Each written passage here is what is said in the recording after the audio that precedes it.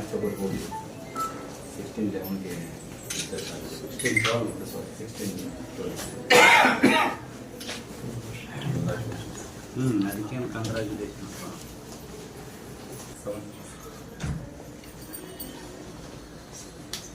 17 ಅಲ್ಲ ಸರಿ ಕಡೆ ಕಮಿಷನರ್ ಅಲ್ಲ ಹುಬ್ಬಳ್ಳಿ ಕಮಿಷನರ್ ನಂತರ ಇದಕ್ಕೆ ಬಂತು ಅಲ್ಲ ಅವಾಗನೂ ಇಷ್ಟು ಇರ್ಲಿಲ್ರಿ ಒಂದು ಮೊನ್ನೆ ಉಚ್ಚ ನ್ಯಾಯಾಲಯದಲ್ಲಿ ಇದ್ದಂತಹ ಪ್ರಕರಣ ನಿಕಾಲಿಯಾಗಿದ್ದರಿಂದ ಅಡಿಷನಲ್ ಅಡ್ವೊಕೇಟ್ ಅವರು ನನಗೆ ಆಡಳಿತಾಧಿಕಾರಿಯಾಗಿ ಅಧಿಕಾರ ಸ್ವೀಕರಿಸಬಹುದು ಅಂತ ನಿನ್ನೆ ಸಾಯಂಕಾಲ ಸಂದೇಶ ನೀಡಿದ ಮೇರೆಗೆ ಇವತ್ತು ನಾನು ಚಾರ್ಜ್ ತೊಗೊಂಡಿದ್ದೇನೆ. ಈ ಹೊಸ ಕಮಿಷನರ್ ಬಂದ ಮೇಲೆ ಸ್ವಲ್ಪ ಪರವಾಗಿಲ್ಲ, ಅಲ್ಲಲ್ಲಿ ಓಡಾಡ್ಕೊಂಡು ಕೆಲಸ ಮಾಡ್ತಾ ಇದ್ದಾರೆ. ನಗರದಲ್ಲಿರ್ತಕ್ಕಂಥ ಬ್ಲ್ಯಾಕ್ ಸ್ಪಾಟ್ಗಳನ್ನು ಗುರುತಿಸಿ ಅವುಗಳನ್ನು ರಂಗೋಲಿ ಹಾಕುವ ಮೂಲಕ ಒಂದು ಜಾಗೃತಿ ಮೂಡಿಸೋ ಪ್ರಯತ್ನವನ್ನು ಮಾಡ್ತಾ ಇದ್ದಾರೆ. ಮತ್ತು ಸೋರ್ಸ್ ಸೆಗ್ರಿಗೇಷನ್, ಏನು ಕಸ ಇದೆ, ವನ ಕಸ ಮತ್ತು ಹಸಿ ಕಸವನ್ನು ಮೂಲದಲ್ಲೇ ಬೇರ್ಪಡಿಸುವ ಪ್ರಯತ್ನವನ್ನು ಕೂಡ ನಮ್ಮ ಎಲ್ಲ ಅಧಿಕಾರಿಗಳು, ಪೌರ ಕಾರ್ಮಿಕರು, ಹೆಲ್ತ್ ಇನ್ಸ್ಪೆಕ್ಟರ್ಸು ಎಲ್ಲರೂ ಕೂಡಿ ಪ್ರಯತ್ನ ಮಾಡ್ತಾ ಇದ್ದಾರೆ.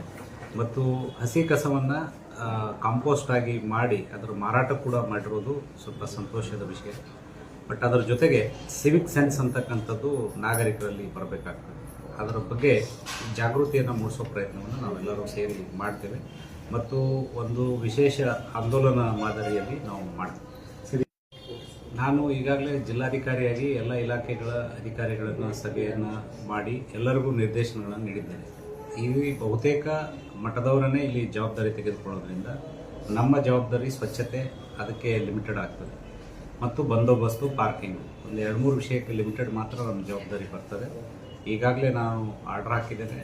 ಎಲ್ಲ ಪೌರ ಕಾರ್ಮಿಕರು ಬೇರೆ ಬೇರೆ ನಗರಸಭೆ, ಪುರಸಭೆಯಿಂದನೂ ಕೂಡ ನಾವು ತೆಗೆದುಕೊಳ್ತಾ ಇದ್ದೀವಿ. ಈಗಾಗಲೇ ಬಂದು ಸ್ವಚ್ಛತೆಯನ್ನು ಪ್ರಾರಂಭ ಮಾಡಿದ್ದಾರೆ.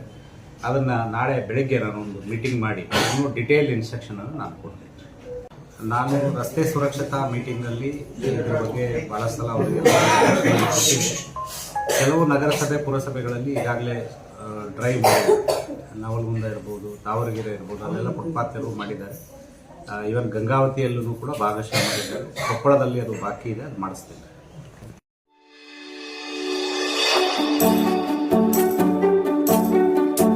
ನೀವಿನ್ನು ನಮ್ಮ ಚಾನೆಲ್ಗೆ ಸಬ್ಸ್ಕ್ರೈಬ್ ಮಾಡಿಲ್ಲವೇ?